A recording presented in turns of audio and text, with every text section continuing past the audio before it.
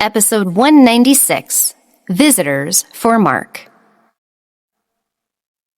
Zach looked at Harvey seriously and said, "Your grandmother is furious, but she seems to have caught a cold and is not feeling well. She is resting in bed, so she can't cause trouble for you." "Is that so?" Harvey said, wringing his hands. "Even though I am grateful she cannot cause us problems, it's time for us to turn over a new leaf. We need to get the public opinion back on our side and find a solution to our problem." Zach sighed. "But the public opinion has not changed much. Today's news is that someone is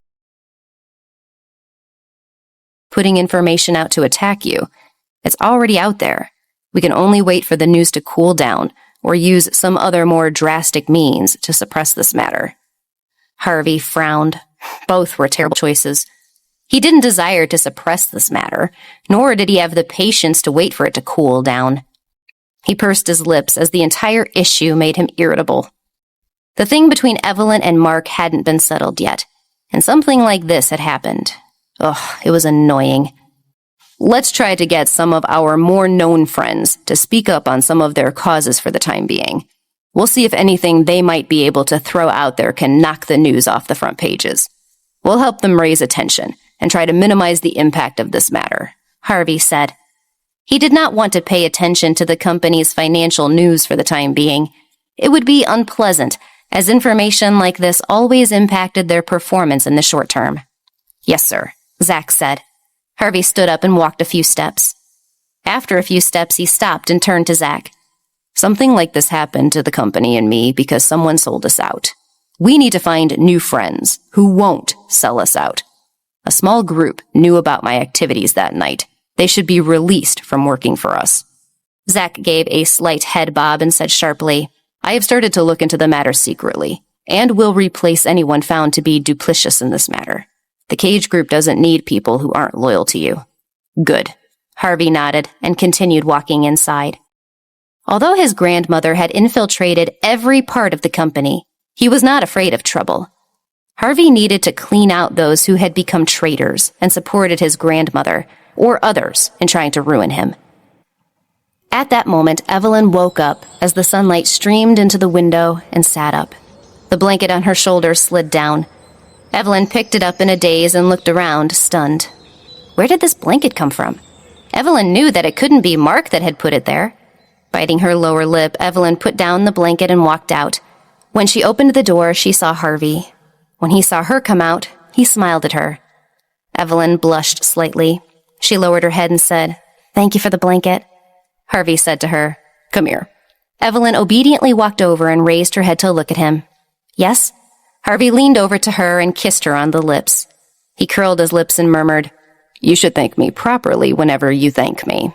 Didn't I tell you this a long time ago? Come on, let's try that again. How about that blanket?" Evelyn blushed even more. She hesitated for a moment, but Evelyn made up her mind and gave him a quick kiss on the cheek. "Thank you." Oh, this man was evil, but she liked him. "What are you doing? Just the cheek?" Evelyn seemed to have taken advantage of the situation. She was pretending to be obedient, but did not fully agree with Harvey's wishes. Evelyn's cheeks were red as she pushed him. "Don't go too far. This is how I will thank you. Don't ask for too much." Evelyn couldn't help but complain, as this man was always so greedy. Harvey wrapped his arms around her waist to stop her from retreating. He leaned close to her and pressed his forehead against her head. "How many times have I kissed you? Why are you still so shy?" Evelyn was the only one who would kiss him on the cheek so innocently. Though he won't give up on trying to get more, he liked how she kissed him. "Don't pull me close." Evelyn felt her body was starting to heat up from his embrace. She turned her head to the right shyly. Harvey narrowed his eyes and hugged her even tighter. "Don't make me so tired.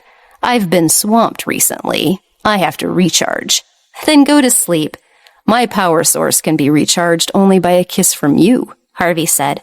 "Be good. Just let me kiss you." Evelyn's face turned even redder. She wanted to dodge him, but Harvey seemed to know exactly where she would move. He moved at the same time and kissed her lips. Harvey's lips felt sweet.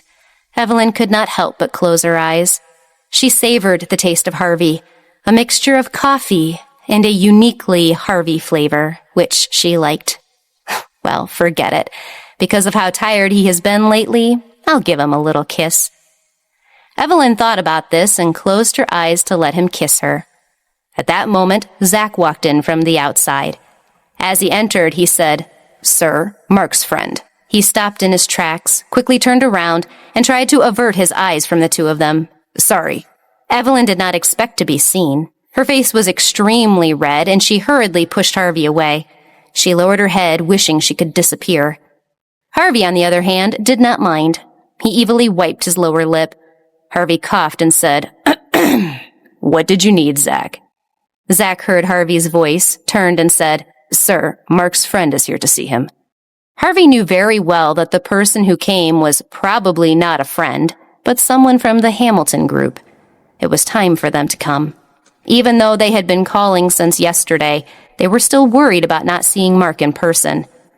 Harvey glanced at Evelyn and said, "Go to Mark's room and check on him. I will go and entertain this person first." Yes, Evelyn said, nodding. Only then did she remember that she and Mark were at Harvey's house. She asked Harvey to provide rescue and treatment for Mark, and now they were living here. Evelyn suddenly felt a little embarrassed. She felt like she was taking advantage of Harvey by staying in his house and asking him to provide service for Mark. Harvey did not know what she was thinking. He followed Zach to the living room. The people who came were Ray and Wayne. When Harvey saw them, he nodded and said, "Mark is in a room upstairs now. I will ask someone to take you to see him. Evelyn is in there too. She doesn't know anything yet, so don't tell her anything." Ray nodded and put the check on the table. He leaned over and said, "Mr. Cage, you took care of our boss here. Because Evelyn is here, we can't take our unconscious boss away. We hope you will take this money for the trouble this mishap has caused you." Harvey sat on the sofa and looked at him coldly with his dark eyes. "Take the money back. I am not a nanny." "Mr. Cage, we don't mean that," Ray said. "We just don't want to trouble you for no reason." Harvey did not even look at the amount on the check. He said coldly, "I have plenty of money. I don't need it. I have my way of getting my reward back. Don't worry. Whether it is saving Evelyn or Mark, it is all for Evelyn. It has nothing to do with anything else. You can go see him and take the check back." They had come to meet Mark in Evelyn's presence. How will they evade Evelyn's questions about Mark and their relation to Mark?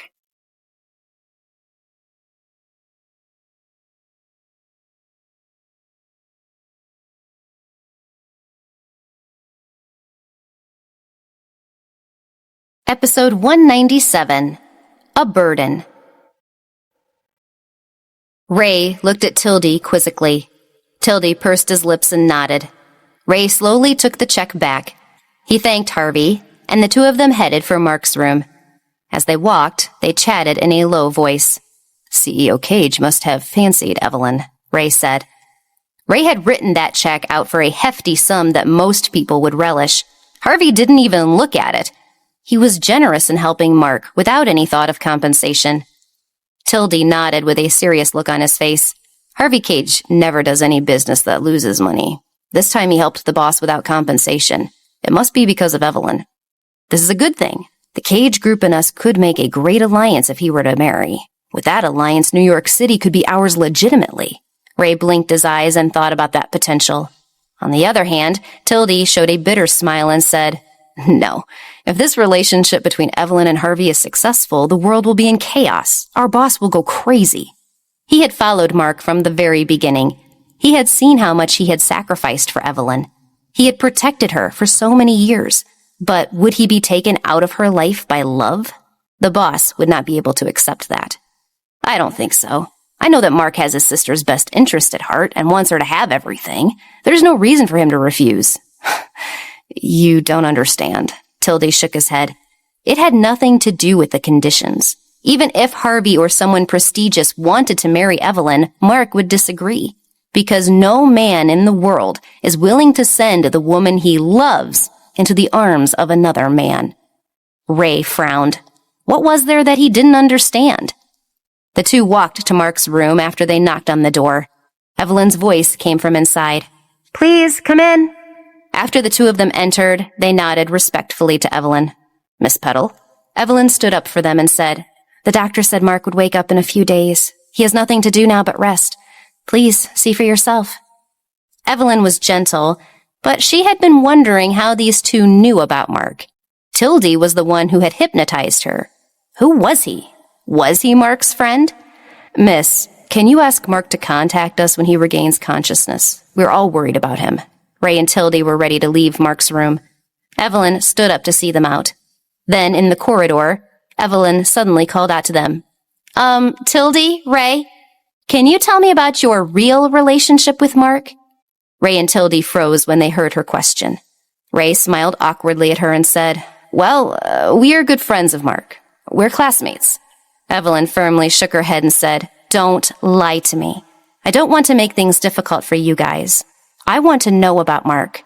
She had already tried her best to figure out what Mark was doing. No matter how she considered what little she knew, Mark couldn't be doing something good.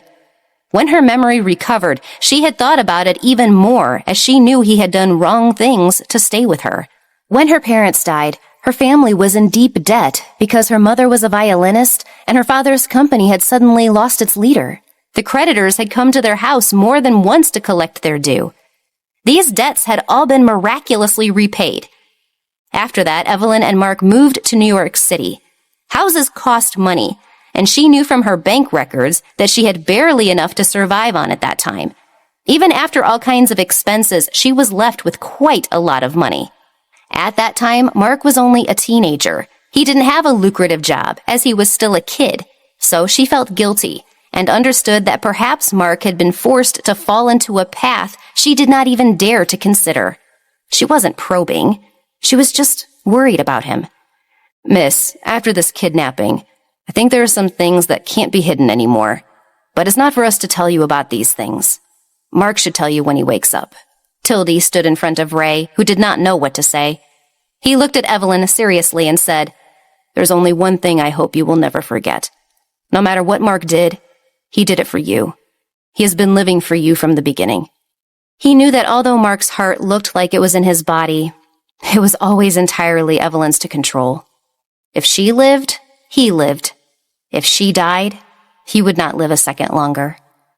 Tildy still remembered how cold and lifeless Mark's eyes were when he came to look for him. He looked at him and said, "Help me save Evelyn. As long as you help me save her, I will give you money. As long as you can save her, I don't mind giving you even my life." Mark seemed hard and cold, but Tildy could see through his pretense. He could see that he was frightened.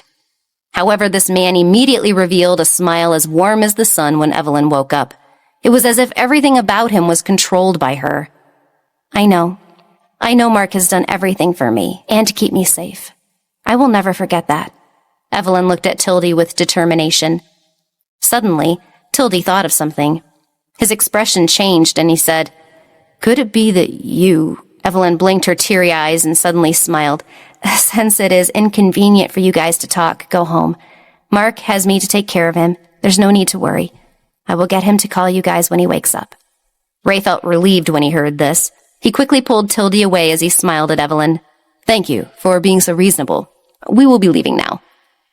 After saying that, Ray dragged Tildy behind him and ran away.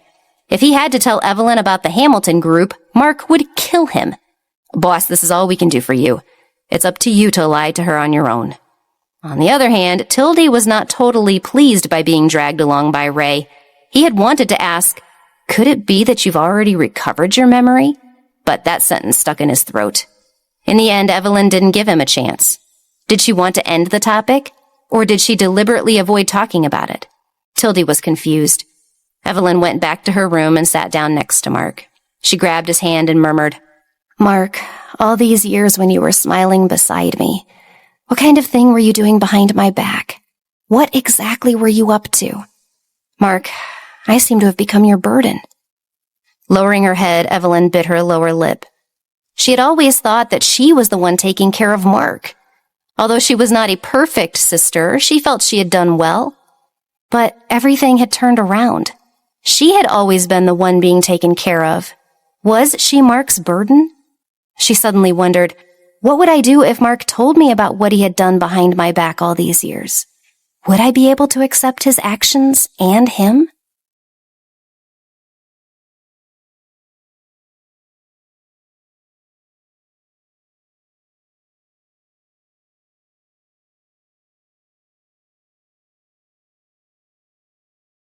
Episode 198, The Unspoken but Obvious. Harvey knocked on the door, and Evelyn stood up to open it.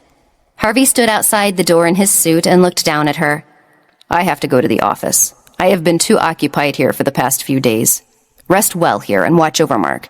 I will come back to have dinner with you tonight." "Okay," Evelyn said. Harvey saw that she was a little down, so he approached her. "What's wrong? Are you still worried about your brother?" Evelyn shook her head and made a relaxed smile. "No, I know he is safe now." "Yes," Harvey nodded. He raised his hand and rubbed her hair. "Don't let your imagination run wild. I'm leaving." After Harvey finished speaking, Evelyn turned around. She knew that Harvey was very busy. Recently, she had been giving him trouble. Now it was time to allow him to go back to his responsibilities. However, she unconsciously raised her hand and grabbed his suit. Evelyn soon realized that she was holding his suit. When Harvey turned to look, she immediately felt like she had touched a hot potato. She quickly let go and stammered, "It's okay. I have a headache and I'm just feeling off. You go to the office." "Who are you lying to? How can you be fine?" Harvey frowned and turned away. "You did that vulnerable thing again, and you only do that when you are weak. Tell me honestly, what is bothering you?" "Is that so?" Evelyn smiled bitterly. Harvey knew her well. She did not expect that he would notice her uneasiness with just one move of hers. Evelyn found it hard to speak. She did not know how to tell him about Mark. She also felt that Harvey did not have answers to her questions. Whether or not she made Mark feel burdened was something that only Mark could answer. Evelyn's intuition told her that Harvey knew something. She could also learn about Mark from him, but a sudden thought stopped her. Even though she was desperate to learn about Mark, she should not try to find out about him from others. For so many years, the two of them had walked different paths, and there was an immeasurable gap between them. It was about time for them to have a good talk. She had to wait for Mark to wake up. She couldn't ask Harvey anything. But there was one thing that mattered. "Harvey, I have caused you a lot of trouble during the time you've known me. You must be worn out. With my brother staying at your house like this, will it cause you more trouble?" Evelyn lowered her head and asked. Over the past few days, she had only been worrying about Mark. She had completely forgotten that she might have caused trouble for Harvey. He not only let Mark rest in his home after treatment, but also let her stay here. He had not even gone to work for so many days. Evelyn was touched and uneasy at the same time. It was Harvey. She should not have forgotten how important this man was to the entire city. The amount of kindness he had shown to her was enough for any other woman to be flattered. "Evelyn, I don't like trouble. This house is my private space. No matter how friendly I am, I don't let anyone break into my private space. I am willing to let you and your brother enter my private space. What do you think is the reason?" Harvey looked down at Evelyn and asked. Evelyn's heartbeat sped up. She raised her eyes and looked at Harvey. She bit her lips and didn't say anything. Her heart was pounding. Her throat felt parched, and she couldn't say anything. What did Harvey mean? "Evelyn, do you know why?" Harvey asked her again when he saw she was not talking. Evelyn blushed and nervously avoided his burning gaze. She stammered, "I don't know what you think. I don't understand. You're Harvey Cage, the Satan they talk about. You're the devil who lived among us and never felt anything for another person." "I don't know either," Harvey suddenly said. This answer surprised Evelyn, and she looked at him in shock. Harvey curled his lower lip and bent down in front of her. He said, "I don't know why, but I act regardless of what I'm thinking. I feel like I have to do this. I have to treat you well." Evelyn's breathing stopped for a moment. She stared into his eyes. She could feel her heart beating erratically. Evelyn shook her head. Harvey's sweet words made Evelyn panic. She took a small step back and softly denied, "No, that's not right. I did not do anything to deserve such kindness. You don't owe me such favors. I'm not deserving." So many wealthy young ladies were hundreds of times better than her. She was no match to them, and didn't think that she deserved to be beside Harvey. She was a little mermaid who would eventually turn into a bubble.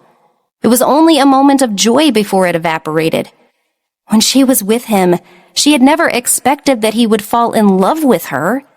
From the very beginning, his goal was clear. He craved for her body, so she did not have any hope of more than that. But now, it seemed as if he were giving her hope. No, don't give me hope. If you provide me with hope, I won't be able to free myself. Evelyn was struggling in her heart. A war between hope and fear was raging in her heart. Harvey saw her take a step back, so he naturally followed her lead. He pressed her and said, "Evelyn, you are the only woman who denies to be under my control." Evelyn blushed and leaned against the wall. She quickly put her hand on his chest and said, "I know. Don't say any more." "Harvey, stop trying to bewitch me." Harvey liked seeing her embarrassed and nervous. How could he be so kind as to let her go? He pressed his body against her. Harvey bit her earlobe and murmured flirtatiously, "Evelyn, I want to tell you you are special. There has never been a woman who can make me do this. The care, indulgence, and attraction I have for you are unique. Of course I will let you and your brother live here, because it makes you more dependent on me." "Harvey, stop talking. Weren't you going to the office? Go!" Evelyn felt her heart was able to jump out of her chest. If she continued talking like this, she would die from her heart beating too fast. Satan must have used the same tone as Harvey when trying to seduce people into depravity. Charming, sexy, magnetic, almost hypnotizing. Everything he had given her was amazing, and it was inevitable that she would have second thoughts. Could he actually love her? She began to fantasize about things that she shouldn't dream of, things beyond her control. "Evelyn, tell me, what do you think of me?" Harvey didn't give up and asked again. His cold, thin lips brushed against her earlobes, and Evelyn shuddered again. What a stupid question was that? What did she think of Harvey? Wasn't that obvious?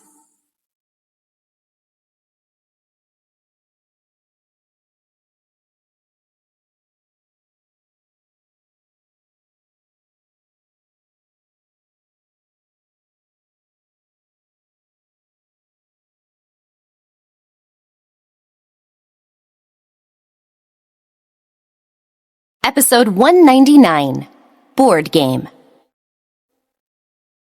It was a really stupid question to ask if Evelyn liked Harvey. Of course she liked Harvey, very much. She liked him so much that even after she had decided not to be a moth to the fire after her unfulfilled love for Timothy, she did not hesitate to do it again for Harvey. "Harvey, of course I like you the most."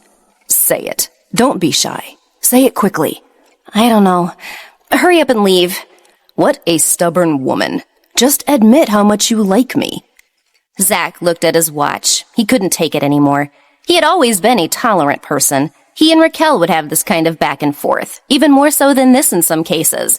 That was done in private, though, when no one was around. These two people in front of him did this in public in a corridor, and he could hear them. No matter how he thought about it, it was not acceptable. He had already walked into the house when they were kissing earlier. Could it be that his boss didn't know how to restrain himself? He didn't want to disturb them. It was just that they would be late if they didn't leave now. Zach took a deep breath. Under the risk of being severely reprimanded by Harvey, he stood up and said in a calm voice, "Sir, we don't have enough time for this. Can you stop asking questions for now and ask them when you come back?" Evelyn heard Zach's voice and her face turned bright red. She glared at Harvey, who was extremely close to her, and pushed him away.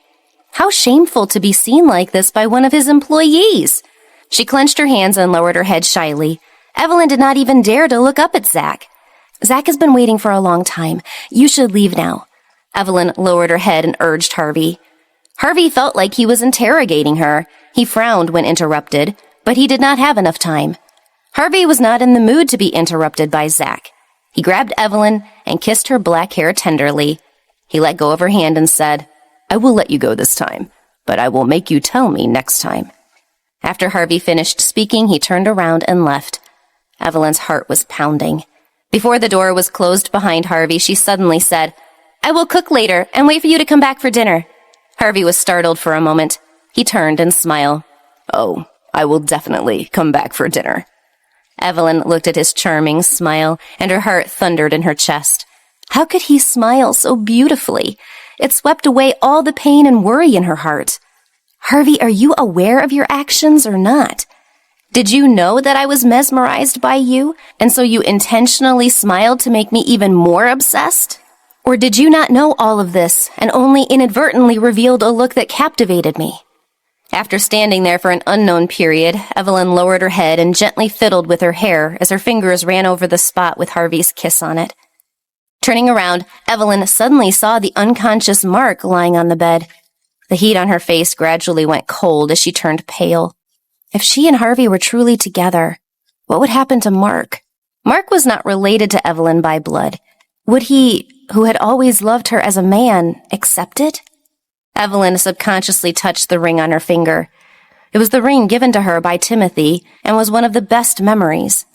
When Mark misunderstood the ring, she could still remember the crazy look on his face. Evelyn shook her head, not allowing herself to think about it. Harvey left the house and went straight to the company. There was an important meeting scheduled, and Harvey was deep in thought all the way to the top floor. He pushed open the conference room door. What he saw was a group of shareholders sitting there. There was even a seat beside the CEO's chair where his grandmother was sitting. Zach was shocked. He whispered into Harvey's ear, "I'm sorry, sir. The information was wrong. I didn't think your grandmother had organized the meeting." Zach thought to himself, could it be that there was a spy among the employees? This was supposed to be a local meeting regarding the autumn marketing materials. Harvey glanced at his grandmother as his initial surprise turned to calmness. Although he was a little surprised, he understood what was going on after thinking about it. Harvey narrowed his eyes and said coldly, "It's fine. There should be no problem. It is always her way to interfere at the last minute. But I need you to review the staff and figure out who is giving her information." After saying that, Harvey strode to his seat. First, he bent over to his grandmother gracefully and said, "Grandma, haven't you been feeling unwell recently? You are so old, and your body is not as spry as it once was. Don't run around tiring yourself. I have the company affairs in hand." In the face of Harvey's ridicule, Mrs. Cage coldly harumphed. "I don't want to go back and forth. I have no choice but to clean up the mess you created." Harvey smiled coldly. "I will clean up my mess myself. It would help if you don't worry about me.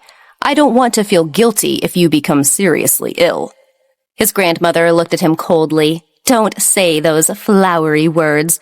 Everyone is sitting here today because they know what to do about a disappointing CEO like you.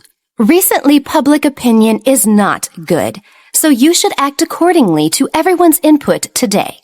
The scandal of the CEO of the Cage Group is really shameful. You better not go against everyone's wishes this time, as everyone is doing this for your own good." "Oh, is that so?" Harvey smiled. He sat down and said, "Then, as CEO of the Cage Group, let me hear your opinion. By the way, there is not enough just cause to ban or even reprimand me. The financial health of the company and the media stories are still under control." The shareholders were stung by his oppressive gaze. This man was like a ferocious beast, using his eyes to intimidate them. If he was not satisfied with what they said, he might strike at them. Although that was the case, a middle-aged man entrusted with the important task at the beginning said under pressure, "Right now, public opinion is not good. People are saying that you spent money and played with a woman in a disgraceful manner. You have to change this kind of flagrant disregard for the respectful reputation of your family and the company. As this problem stems from your bachelor status, we feel that you should get married." Harvey smiled coldly when he heard that. "You want me to go on a blind date again? Have you not tried this trick before? Try something new." Harvey couldn't help but feel impatient and bored when he saw the game these people were playing. He would never go on a blind date or marry someone he did not care for. "I was saying that you should clean up your mess. You said you would do it, So why go back on your word now? Mrs. Cage bit out rudely. Harvey smiled coldly. Even if I don't have a blind date to lead the public opinion, you know this situation will blow over soon enough, as it always does when something more interesting comes along. After the storm of public opinion passes, you will only be allowed to continue with the company if you are respectable and settle as I did myself back in the day. How many pairs of eyes are always on us in this city and elsewhere? Do you want the upper class to laugh behind your back due to you continuing to flaunt your status in such a way and make a mockery of us all? His grandmother's tone became more and more stern.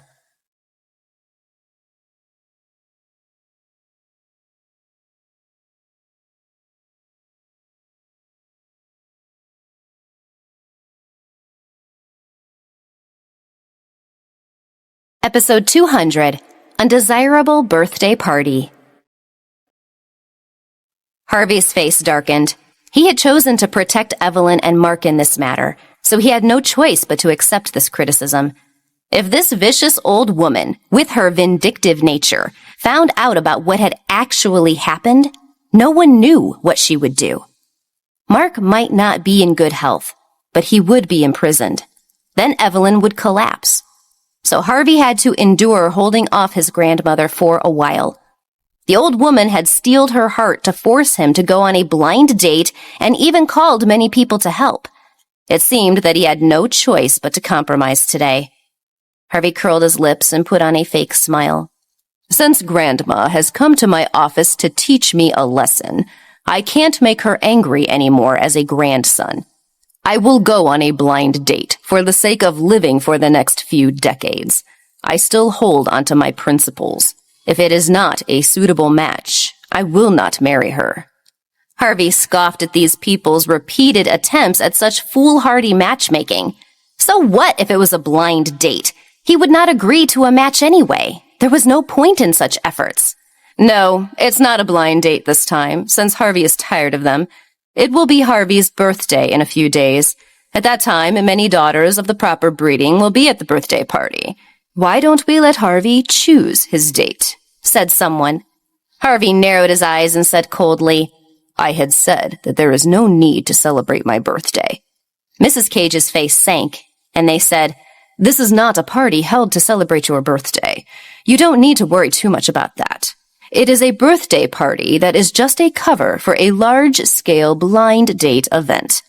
Harvey said coldly, Find another way. I'll not agree to this. Enough! How long are you going to be so inconsiderate?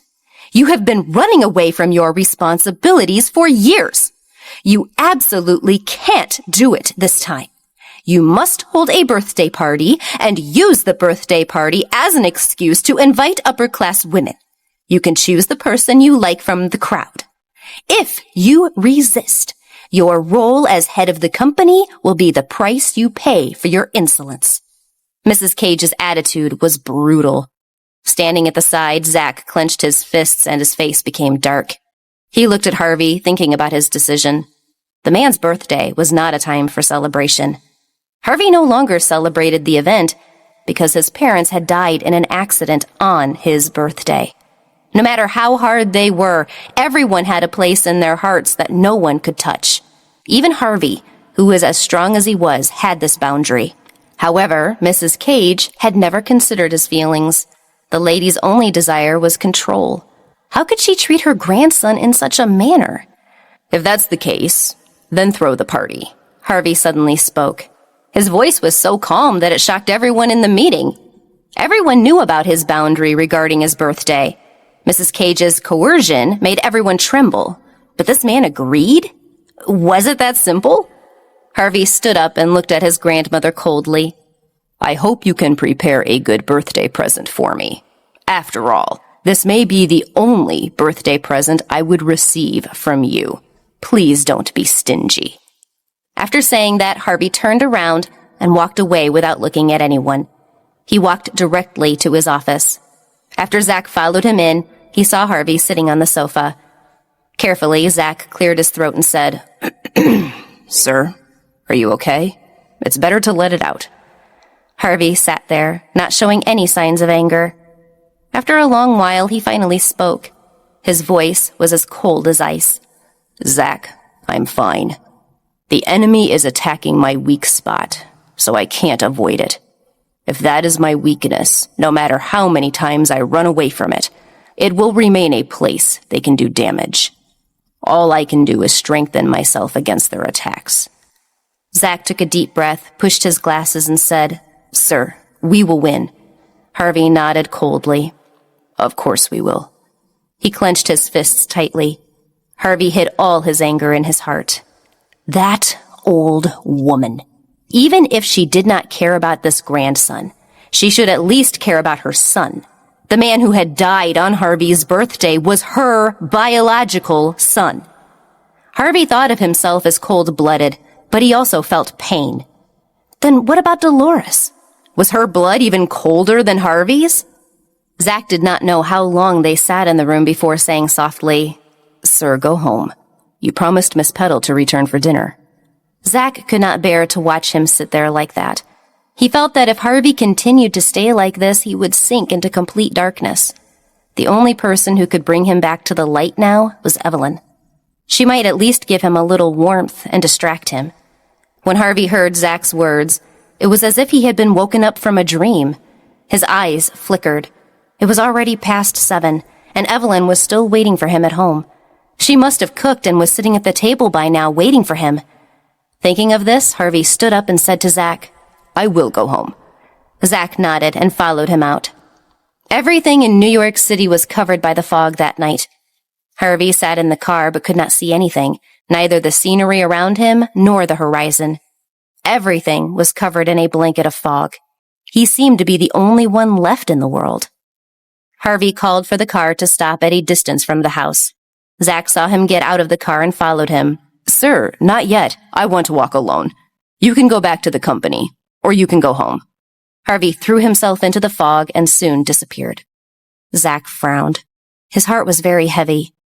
Looking at the fog, he could only mutter softly, "Miss Petal, I hope you can heal the wound in his heart." Harvey put his hands in his pocket against the cold night wind. The road in front of him was long and desolate, just like his life. How long had he been walking alone? From the moment his parents passed away, there seemed to be no one else on this road apart from his working partner. Many people came and went from this world. They all wore masks, had an agenda, were hypocritical, spoke words that seemed sincere, and secretly wanted to stab him in the back. Men wanted his recognition, women wanted his favor, but they came and went, walked into his world and left, and he never cared. Even if he was stuck in this fog, he could still walk alone. He had walked in solitude for so many years, so it didn't matter if no one waited for him. It was okay if no one was by his side. He was already used to it. What pain. What weakness. He just needed to get used to it. It was no big deal. Suddenly, piercing the night, a ray of light suddenly shone. Harvey stood there in a daze, looking at the beam of light in the fog. His heart was trembling. A strong force pulled him towards the light for some strange reason. Harvey began walking toward the light, and then started to run.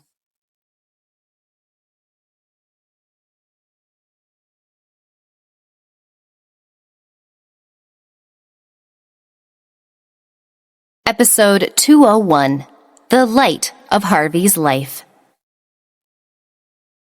Harvey did not know what was wrong with him, or why he was chasing after that light. However, in this dense fog, that light seemed to illuminate the darkness of his life. Where would the light lead? What would be waiting for him there? Could it be a completely different world? Could it be a world where he would no longer be alone? He wanted to see what was at the end of the light. When Harvey passed through the fog and saw the light, he was rooted to the spot. The roses on the fence bloomed and surrounded them. Evelyn's figure was walking to the black iron gate. She was holding an old-fashioned oil lamp in her hand. Harvey was stunned as he looked straight at Evelyn. She was wearing a flowery dress. On this late summer night, she looked like a goddess in the mist. He was so moved by it that he could not put it into words. She did not notice him, but turned and walked on, headed down, skirt swaying in the mist. Harvey felt his heartbeat quicken. He smiled and muttered, "What? Evelyn?" Evelyn heard his voice and raised her head. Her lips slightly curved into a welcoming smile. Evelyn jogged towards him and said, "Harvey, you're back." Harvey unlocked the gate and opened it slowly. He walked in to meet Evelyn. Evelyn stopped in her tracks. She was about to speak when Harvey stepped in front of her and took her in his arms. Evelyn blinked and felt a little strange. "What is this for?" Harvey held her tightly in his arms and leaned over her shoulder, not saying anything. Evelyn let him hug her and was completely confused. What had happened? Harvey hugged her tightly as a warm feeling flowed through his heart. At the end of the light was Evelyn. He suddenly realized that he was not alone. With Evelyn by his side, he was not walking solitary any longer. As long as this woman was by his side, he was complete. "Evelyn, why are you here?" Harvey murmured as he felt her warmth. When he needed comfort most, why was this woman so coincidentally here, lighting a lamp for him in the mist, waiting for him to come home? Evelyn blushed and said unhappily, "I saw that it was already dark and there was fog again. I wanted to wait for you here with the lights on." "Idiot, why didn't you call me? What if I hadn't come home? Were you going to wait here all night?" Harvey hugged her even tighter when he heard that. He could feel that Evelyn's body was slightly wet from the mist, but he did not care. Evelyn heard his reproach and smiled indifferently. "Didn't you say you would come back for dinner?" Harvey felt warmth seep through his body. He let go of her and ran a finger down her cheek. He leaned down and held her face gently as he kissed her lips. He was overwhelmed with emotion at that moment. Evelyn felt as if she had entered some paradise in the mist by the side of the rose fence. It was so romantic. But this wasn't right. Harvey seemed different than when he left. After the kiss, Evelyn looked up at Harvey and asked, "Harvey, did something happen today?" Harvey shook his head. "Nothing. I'm hungry." "Oh," Evelyn said. She knew he had something that he was hiding, but Harvey was proud. If he did not want to talk about it, it would be pointless to ask. Maybe it was business, but it must have been something she couldn't figure out that bothered Harvey. Harvey ran a hand down her hair and took the old-fashioned lamp from her hand. He looked at her and frowned.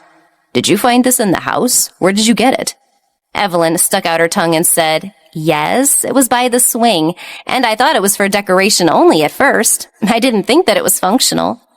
Harvey was stunned.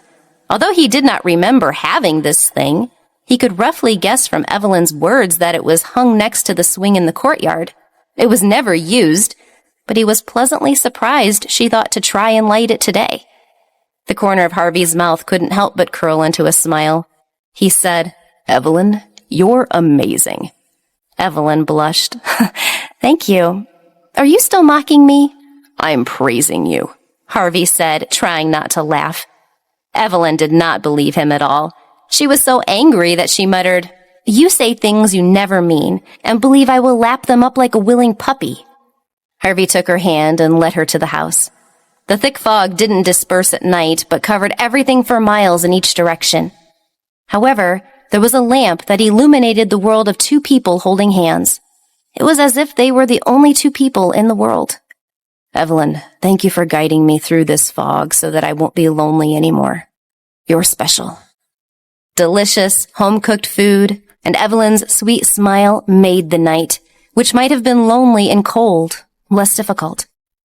Later, he hugged Evelyn's soft body and kissed her. "Oh, Harvey, no," Evelyn said, avoiding his kiss and wandering hands. Afraid that he would continue to kiss her, he said, "I'm going to Mark's room." Mark had not woken up yet. She could not continue here with Harvey, even as he hugged her and said, "You can't do that. Sleep with me tonight." Harvey hugged her tightly. Ever since he came back tonight, she had felt that something was not right. Harvey had teased her before, but it was different today. Evelyn knew that he would not tell her whatever had happened to him. She wanted to see Mark when he woke up. The doctor said he would probably wake up today or tomorrow, so she had to watch over Mark. But Harvey needed her tonight. After thinking about it, Evelyn compromised and said, "Then I will stay here with you and wait for you to fall asleep before leaving. Okay?"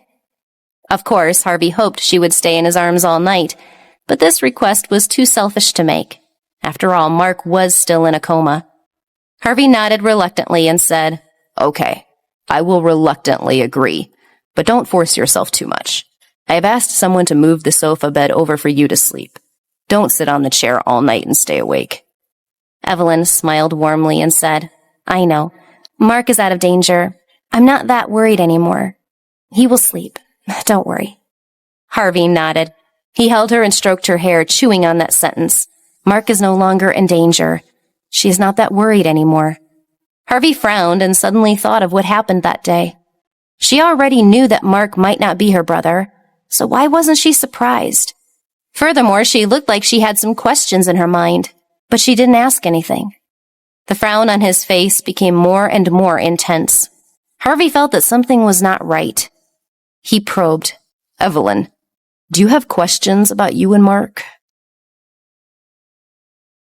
Episode 202, Hauled Out of the Darkness.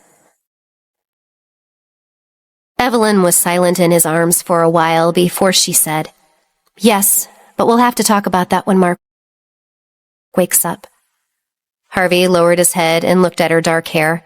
He hugged her tighter and said, "Evelyn, I've learned some things. If you want to know, I can tell you. But when Mark wakes up, I'll tell you about it.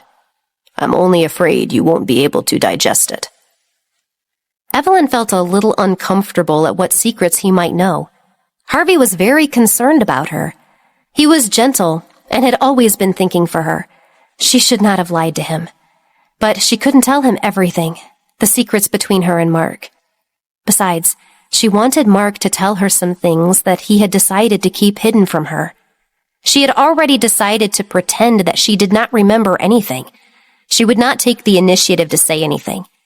If Mark decided not to say anything, those things would be kept as secrets in her memory forever. She would not mention the cause of her parents' car accident because she could barely survive the truth. "Mark, those were once my wounds, but they have ultimately become your scars." "Harvey, I remember more or less everything that had happened in the past. I don't think much about it, but I remember that Mark is not my real brother, but my adopted brother. I can't think of anything else, so I can only wait for Mark to tell me. I'm sorry, but I don't want to talk about it right now." Harvey's eyes widened. He was indeed a little surprised and concerned when he heard her words. No wonder she didn't ask. It was because she remembered. It was true that hypnotic memory tampering was a thing that could be undone with the proper stimulation. A significant trauma might cause the memory to recover completely. Harvey asked nervously, "Is that all you can remember?" Evelyn leaned into his arms and said, "I also remember my parents and the fact that I know how to play the violin. But one thing that cannot be changed, Mark is my family, my younger brother. It has nothing to do with my bloodline. I have always treated him as my younger brother. Mark, who has given up his life for me, must have a reason for whatever he does. So I will wait for him to wake up and tell me." When Harvey heard her say this, he felt sorry for her, but also felt relieved. He felt sorry for her for accepting all of this so gently. He felt relieved because her relationship with Mark had not changed. He did not want her to remember the tragic past because he did not know if those things would still torture Evelyn. He wanted her to have only happy, good, and warm memories. After that, she would live happily in a future of her choosing. It might not be possible, but he wanted to give it to her.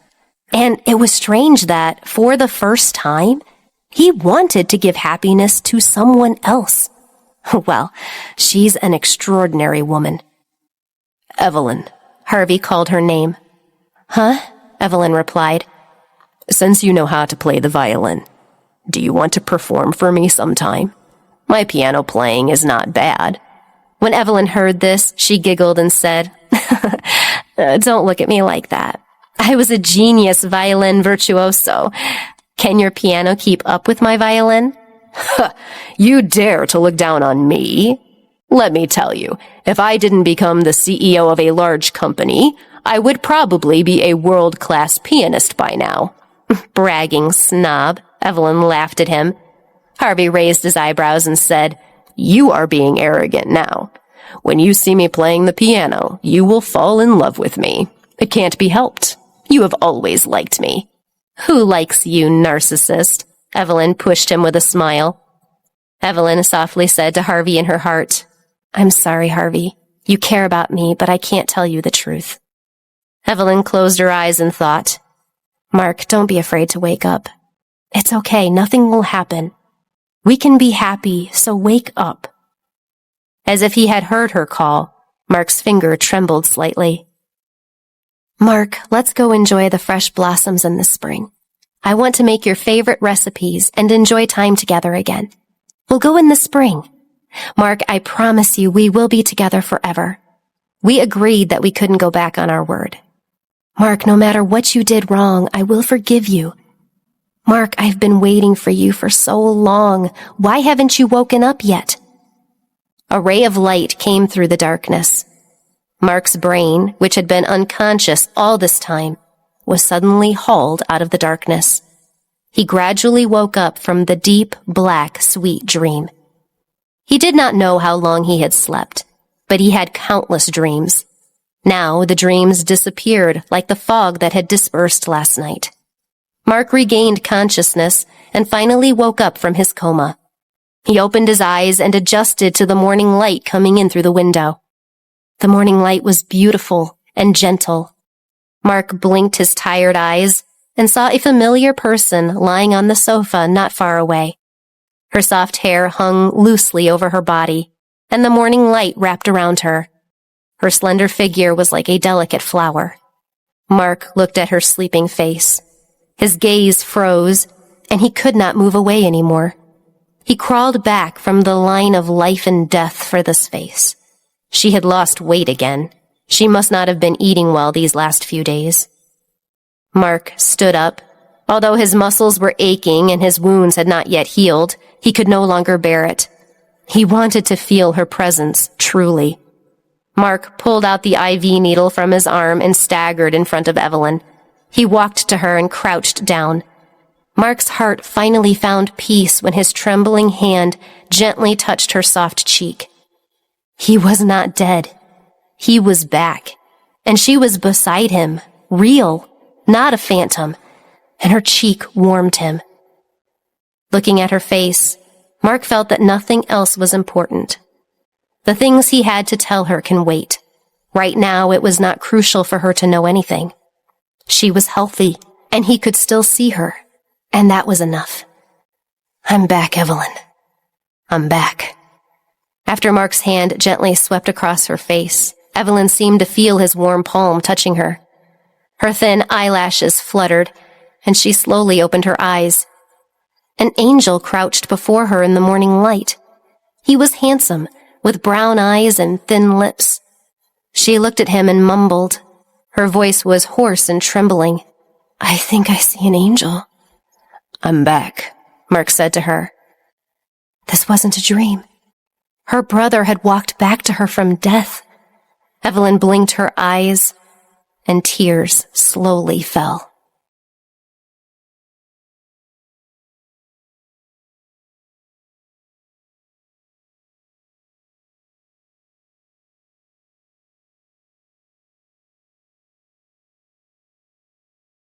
Episode 203, Harvey's Jealousy. Evelyn sat up and hugged Mark, sobbing softly. She could still smell him, mixed with disinfectant, and feel his warmth in her arms. It wasn't a dream. It was Mark. He had finally woken up. Evelyn reached out so suddenly that she hit Mark's wound. It hurt a little, but Mark just frowned and did not make a sound. He held her and said gently, "It's me. I'm awake, Evelyn." "It's good that you're awake. You scared me to death," Evelyn said as she cried softly. Feeling her sadness, Mark gently stroked her back and said, "Don't cry. I'm fine. I'm fine, see?" Evelyn leaned on his shoulder and did not make a sound. He was fine, but she was still scared. He had almost died, and she was scared that he might again leave her. Fortunately, he was fine. If anything happened to him, Evelyn did not know how she would live the rest of her life. She was terrified. She was scared that she would let Mark carry those heavy memories and leave. After a long while, Evelyn stopped crying and realized that something was wrong. Evelyn sized him up and suddenly barked, "You brat! Who told you to get off the bed? How can you get off the bed? Quickly go back to the bed and lie down." Mark frowned. As Evelyn pushed him, he could only say, "Evelyn, I'm fine. I'm healthy. I seem to have slept for a long time. I'll be fine if I exercise a little." "Shut up. You are not a doctor. How can you say you are okay?" Evelyn glared at him and sent him back to bed. At that moment, someone knocked on the door. Harvey walked in and saw Mark lying on the bed. He was surprised at first, and then he greeted Mark. "You're awake? Are you feeling okay? I'll call the doctor." When Mark saw Harvey, he looked around and understood what was going on. They were in Harvey's house. Evelyn had no one else to rely on, so Harvey would have taken responsibility. Mark secretly clenched his hands. He turned to Harvey, who was calling the doctor, and said, "Harvey, I appreciate all you did for me. I will make sure you are well compensated." Harvey raised his eyebrows and looked back at him. "Your health is more important. We'll talk about the rest later." After Harvey went out, Mark turned his head and smiled gently at Evelyn. "Evelyn, I have been unconscious for a few days. Thank you for taking care of me these days. You must be tired." Evelyn saw his slight smile and thought back to when they first met. Thinking of his original personality made her heart ache. She shook her head. "I'm not tired. Mark, you are the one that has suffered. I'm sorry. It's all my fault. It's all my fault because my weakness and childishness forced you to tamper with my memories and give me a rebirth. I don't know how to compensate for all the things you've had to bear. Mark, I thought how nice it would have been if you hadn't met me." When Mark heard her words, he felt a little embarrassed, but he had to retort, "What are you talking about? I am the one who put you in danger. You have nothing to apologize for." He could not accept her remorse and apology. If it were not for him, Evelyn would not have been kidnapped. She could have died from that bullet he blocked. Evelyn's heart tightened. She clenched her hands into fists on her knees. "No, Mark," she thought. "I'm not just talking about this. I'm talking about all these years you've been shouldering that painful past, and about the things that you had to do to keep it hidden from me. There were many things that needed to be apologized for and appreciated. They could not be easily revealed because those were scars given by the past." The door was knocked and opened at that moment. The doctor walked in and said he wanted to give Mark a checkup. Evelyn stepped aside and anxiously waited for the doctor to examine Mark. "Your body is normal. The wound is healing very well. Your body is very tough, but you still need to pay more attention. After all, the wound is very close to your heart." "Okay, I got it. Thank you, doctor." Mark nodded at the doctor. The doctor turned around and left after talking to Harvey at the door. Harvey looked at his watch and said, "I'm going to the office now. Breakfast is ready. You guys eat. Evelyn, come out to the hallway for a moment. I have something to tell you." "Okay." Evelyn suddenly felt a little uncomfortable when he called her so matter-of-factly. She hadn't yet told Mark about her relationship with Harvey. She had been hiding it from him, but now she would have to reveal that also. However, the beginning of her relationship with Harvey had not been good. How could she tell Mark how she met Harvey and developed to this stage? The most important question was that she didn't know where this relationship with Harvey was headed. What was the relationship between them? Lovers? No. Friends? How could there be such a friend? Then what was she to him? Although Harvey said she was a pet, she couldn't tell Mark that. If she said that, she could already foresee the consequences. Mark would go mad. He was injured to such an extent that he wouldn't be able to take the joke. Besides, no matter what she and Harvey did, Mark wouldn't accept it. She had reached a point where she could no longer avoid his feelings. She could no longer treat them as her younger brother's feelings. She had to face them as a woman. After following Harvey out, Evelyn lowered her head to think. Harvey was walking in front. And then he suddenly opened the door of an empty room and walked in, pulling Evelyn in along with him. Just as the door was being closed, Harvey pressed Evelyn against the door. She came back to her senses from her chaotic thoughts. Evelyn blinked at Harvey, who was holding the door with one arm and trapping her in front of the door. "Don't you have something to say to me?" Why was he always so close to her when he spoke? It made her heart beat so fast. Harvey moved closer to her and kissed her cherry lips. Harvey's kiss was so sudden that Evelyn was shocked. Her eyes went wide. Harvey kissed for a while and then said, "When you kiss, close your eyes." "Harvey." Evelyn wanted to say something, but Harvey's lips completely covered hers, not giving her any chance to speak. Harvey felt that what he was doing right now was irrational and immature, but he couldn't control himself. Though he didn't feel bad about Mark waking up, he felt a strange feeling burning in his heart when he saw her with Mark. Logically speaking, Mark could not possibly win anything against him. He had more advantages over Evelyn than Mark, but the jealousy burning in his heart had nothing to do with logic. Harvey was jealous. He couldn't help but want to pull Evelyn back and kiss her hard so that she was his. Harvey knew that Evelyn had nothing but brotherly love for Mark, but he felt insecure nonetheless. Episode 204, No Other Choice. Evelyn's heart was beating fast, and she felt out of control when Harvey kissed her. She could only close her eyes and let him take charge. After a long kiss, Evelyn's body felt a little numb. She leaned against the door and stared at Harvey with a red face. "You called me out just to do this kind of thing?" Harvey was satisfied with her blushing face and licked his lower lip seductively.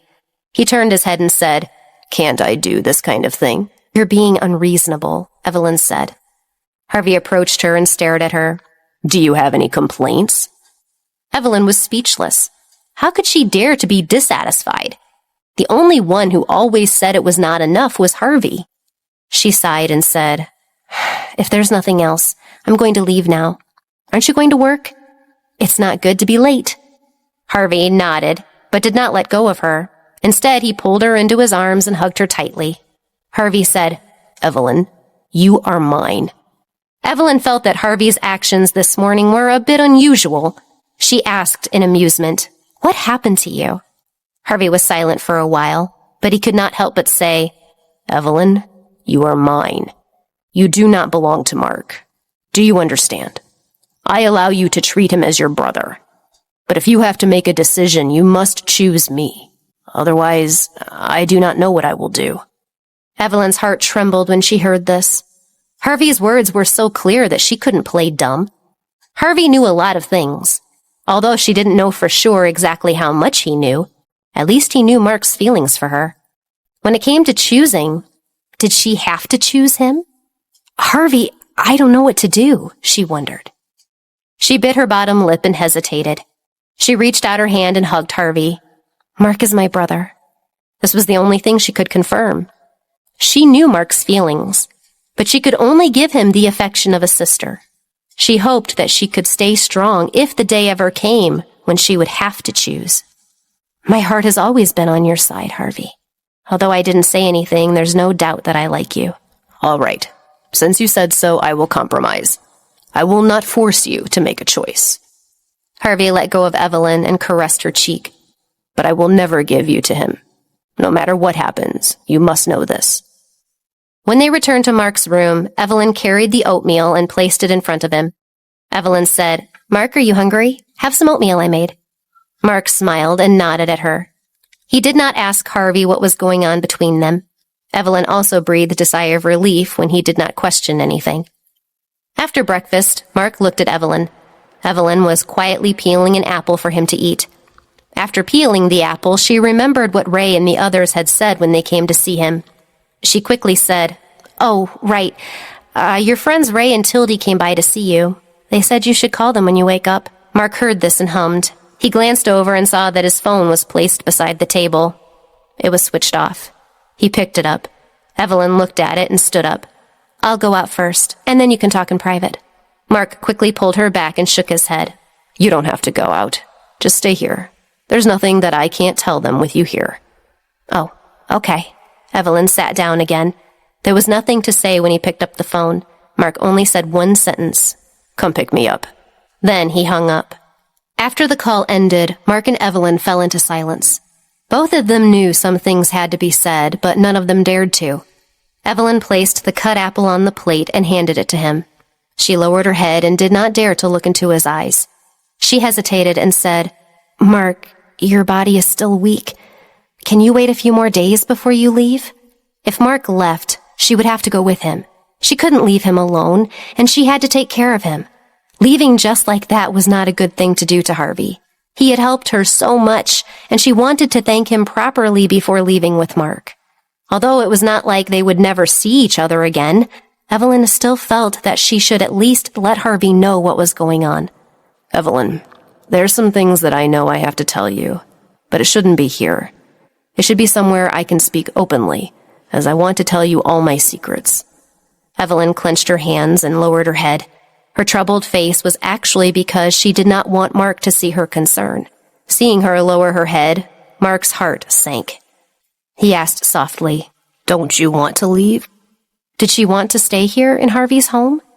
"It's not like that." Evelyn shook her head and looked at him gently. Her eyes looked sad. Evelyn sighed and grabbed his hand. "Why are you so stupid? How could I not want to leave? You are my priority right now. I will follow you wherever you go. I will not let you out of my sight until you are well. It's just that I think it is inappropriate to leave without saying goodbye. I don't know if we would have survived without Harvey's help. Mark, I know that Ray and Tildy are people you trust.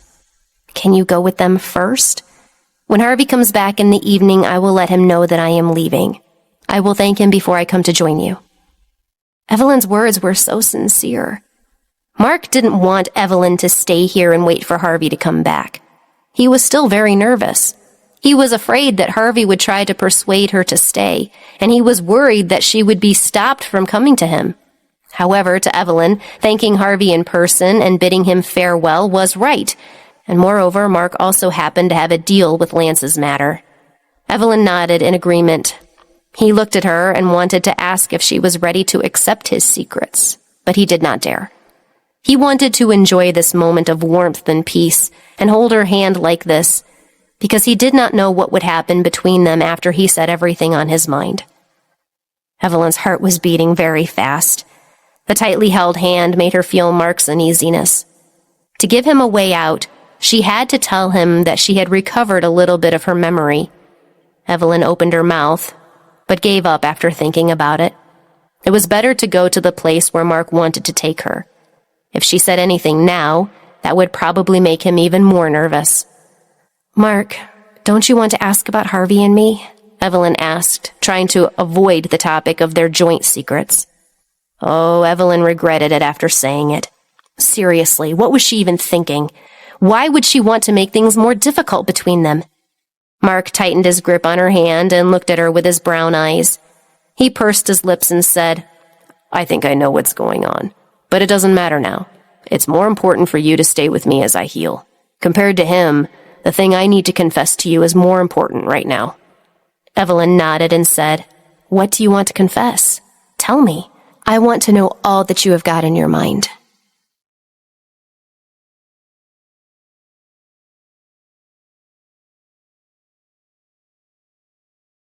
Episode 205, Harvey's Sacrifices. Mark was starting to feel nervous. He couldn't help but ask her, "Evelyn, would you forgive me if I have done something wrong? Something very, very wrong?" Evelyn curled her lips into a comforting smile. "Mark, do you still remember the promise? No matter what you do, I will forgive you. I also believe in you, and that you have your reasons for what you did." Even if Mark did bad things, she thought it was because of her. While Evelyn and Mark were chatting in Harvey's house, he was in the CEO's office. After the quarterly meeting, Harvey held his hands and looked at the photos of the women on the tablet. He asked, "All these women will come to my birthday party, right?" Zach turned a serious expression in his direction and said, "Yes, I have investigated these women. Raquel and Norman also asked around, but there was no clue about the exact one your grandmother was trying to set you up with. None of these women have had any direct contact with the Cage family, but she never does anything without planning. I am sure there is something more to it." Harvey looked depressed. He was not interested in the group of beautiful women in the photo. He was looking for the woman his grandmother liked, as he didn't believe he could pick any woman he wanted. The woman his grandmother wanted for him must be here, and she seemed confident he'd pick that woman. He did not know what kind of woman he would choose other than Evelyn. He wanted to know why his grandmother was so confident. After seeing the photos, Harvey looked at the recent entertainment news and confirmed that the media was not reporting as much as before he dealt with matters directly. Zach was by his side. After assuring Harvey that they would continue their investigation, Zach returned to work. Before he left, he saw Harvey's peaceful look and heaved a sigh of relief. His boss didn't seem to care about the birthday party anymore. His expression was normal. It seemed like Evelyn had contributed a lot to his peace of mind, and Zach found it unbelievable. He did not expect Evelyn to be so effective, but she was like a spring breeze blowing away the fog. Her presence made Harvey no longer confused and depressed. He was once again the irreplaceable CEO of the Cage Group.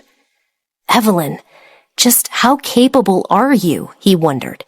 "Can you make this cold person have a heart?" Zach contemplated this silently as he turned around and left. Harvey was the only one left in the office. He picked up a document to read it. Harvey looked at it and got distracted. Evelyn and Mark appeared in his mind.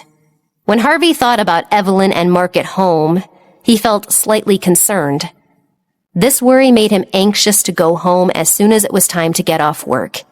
He had never wanted to go home early, but he felt like he wanted to be there as soon as possible ever since Evelyn arrived. After Harvey got out of the elevator, he heard some female colleagues talking about how the coffee shop's cheesecake tasted good. He thought about it, bought one, and brought it home. Once he entered his house, he slowed down, noticing Evelyn sitting on the sofa. He raised the corner of his lips as he pulled on his tie and walked over with the cake. "I bought some cheesecake. I heard my colleagues say it's delicious. We can try it later." Evelyn sat there and looked up at him. There was a newspaper in her lap. Harvey could tell what she was reading by looking at her troubled expression. Probably the aftermath of what happened that night. Evelyn looked at him and said anxiously, "Harvey, why didn't you tell me about this? I didn't think that what happened that night would cause such a huge commotion. I didn't know that you were deeply involved in this rumor." Evelyn had just read the newspaper. She asked someone to bring everything to her as she wanted to say goodbye to Harvey. This was a newspaper from a few days ago. She had picked it up to read, knowing that they would have thrown it away by the end of the week. She had not been out for the past few days and did not know what was happening in the world, so she picked up the paper. Who knew that the headlines these few days would be mostly about the night Harvey saved her? They said he threw money at her, that he was a hedonistic man who treated women like something to be bought. Those attacks were all directed at Harvey, and none of them mentioned why he threw the money out. Evelyn looked at the comments that criticized Harvey and felt an indescribable pain in her heart. She only knew that Harvey had been busy and tired these past few days, but she did not know that the reason why he was so exhausted was all because of her. Why didn't he tell her this earlier? Why didn't he say anything? "It's not a big deal. You don't need to know these useless things. It's just entertainment gossip. The news will pass soon." Harvey glanced at her and put the cake down. Evelyn frowned at him and said, "I'm not a fool. I know these things are not simple at all. No, I have to find these irresponsible media to explain the truth. You did it to save me. If you tell the truth, Mark will be in trouble. How would you explain the part involving your brother? Do you want to say that the person who kidnapped you had a grudge against your brother and then exposed your brother's identity? Do you know how bad it would be if your brother's identity were found out?" Harvey's face darkened as he lectured the impulsive Evelyn. Evelyn opened her mouth, but not a single word came out. She really could not explain Mark's part. Mark would be in trouble if she said it rashly and would attract the police's attention. Thinking about this, Evelyn's pupils contracted. She opened her eyes and looked at Harvey. "Is this why you did not explain?" Harvey raised his eyebrows and said, "It's very troublesome to explain. There will be no end to it. Anyway, the heat of the situation has already started to subside. You don't have to worry about it anymore. Keeping your mouth shut is what you should do." Evelyn heard his words and clenched her hands tightly. He was Harvey, the high and mighty Harvey. If anyone provoked him, he would return the favor tenfold. But now he had to swallow his pride and let things lie. She thought about the nights she spent with him. He would have been dealing with all of this when Mark was in coma. Evelyn wanted to cry. "Harvey, I've caused you so much trouble. Aren't you annoyed with me? If it weren't for me, these stories that hurt you wouldn't exist." Harvey sighed in his heart. He had suffered enough from this woman's dullness. She was blaming herself now. She shouldn't blame herself at a time like this. "Evelyn, you don't understand my style. Come here." Harvey sat upright on the sofa. He gestured to Evelyn. Evelyn went to him obediently and stood in front of him. She asked, "What are you doing?" Episode 206, Can't Leave His Side. Harvey raised his hand and grabbed her wrist. With a slight pull, he pulled her into his arms. He wrapped his arm around her and held her chin. He said, "Let me teach you what you should know." Evelyn felt his hand that was touching her waist start to move slightly. In embarrassment, she stared at him. "I am trying to have a serious conversation with you, Harvey." Harvey nodded. "Of course it is. I am also talking business with you. You don't seem to know much about what a woman should do when a man is trying to shield his woman from dangers." Evelyn's heart raced when she heard Harvey say, "his woman." His red lips were gorgeous. She couldn't help but follow his words and asked, "What should I do?" Harvey smiled and said, "Of course, I want to give myself to you. You don't even need to feel guilty at a time like this. You can accept it with a clear conscience. Then you will feel grateful and offer yourself." Evelyn blushed like a tomato and shyly pushed him. "Nonsense. I don't have to listen to your nonsense." This Harvey. She felt bad when he was not serious. He had to suffer so much to protect her from so many things. She also knew that Harvey's grandmother always saw Harvey as a thorn in her side. How could she not come and try to mess with Harvey at this time? Harvey didn't say anything. She remembered Harvey's strange look last night and was shocked. She quickly held Harvey's face and said, "Harvey, tell me. Last night you were in such a bad mood. Did your grandma cause you trouble again because of the situation with Mark and me?" Harvey was startled and laughed. "Evelyn, I didn't expect you to be so sharp." Evelyn's heart almost stopped beating. She stared at him and said, "Is that the case?" Evelyn's heart ached at the thought that his grandmother might have raised her hand to hit him again. No, she didn't want him to suffer for her. "Hey, Evelyn, you were only half right. She is looking for trouble with me, but it has nothing to do with you. She is furious because I refused when she asked me to get married. She could not let me go so easily. She asked me to choose a future wife at my upcoming birthday party." Evelyn looked at him and bit her lips, revealing a sad expression. Harvey looked at her, his eyes flashing. He lifted her chin and said, "What? Are you worried that I might choose a wife?" Evelyn reached out her hand and held his. Her eyes were watery and she asked softly, "Did she hit you?" He was such an arrogant man. In New York City, he could summon just about anything a person could desire, but he was treated like that in front of his grandmother. She felt sorry for Harvey. Harvey didn't expect her to be worried about this. His heart felt like someone was squeezing it. The pain in her eyes, was it because of him? "Evelyn, you are indeed special," he thought. "I am not wrong. You are different from other women. You are the only person who will feel sorry for me." Other women only care about themselves. Only you are worthy of my love." Harvey reached out his hand to stroke her cheek and gently said, "No, I am Harvey, and refuse to be hit every time she is upset with me. Evelyn, don't worry. I will not be treated like that by her again, nor will I choose a wife because she demands it. So you don't have to worry." Evelyn's face turned red. The hand he used to stroke her cheek was indescribably gentle, causing her heartbeat to become chaotic again. This man was truly too good at confusing people. How could she not blush and her heart beat erratically when she was stared at by a pair of pitch-black eyes that seemed to be able to see straight through her? Moreover, she was still sitting in his embrace, so she couldn't sit still and not panic. She hurriedly avoided his hand. Because of her shame, she said in her heart, "I don't care about you." Harvey smiled, pulled her closer, and replied, "Evelyn, I'm hungry." Suddenly being told such an intimate thing, Evelyn's body trembled and her breathing quickened. "Then I'll go cook." "No, I want to eat you." Harvey bit her neck. Evelyn frowned. "Stop messing around." "I'm not messing around. Now is the time for you to give yourself to me. Don't struggle.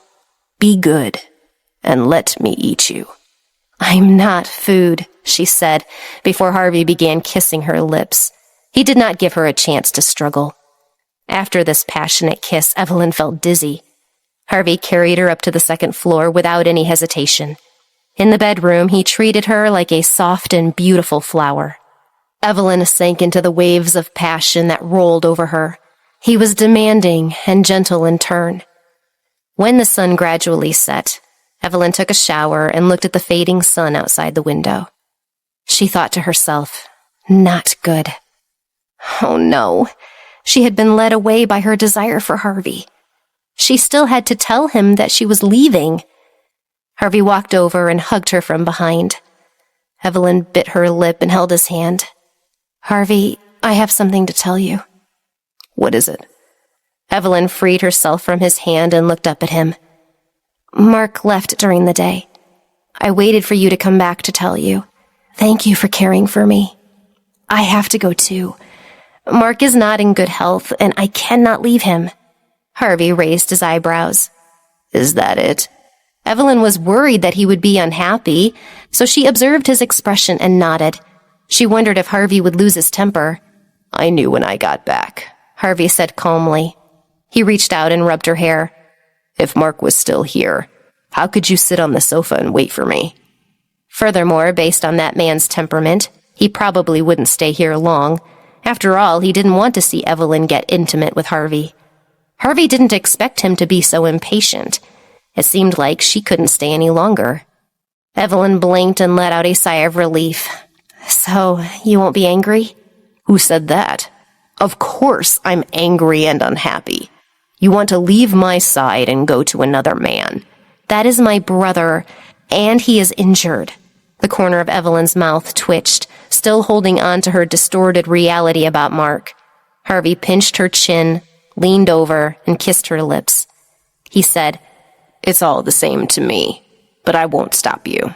I know I can't stop you.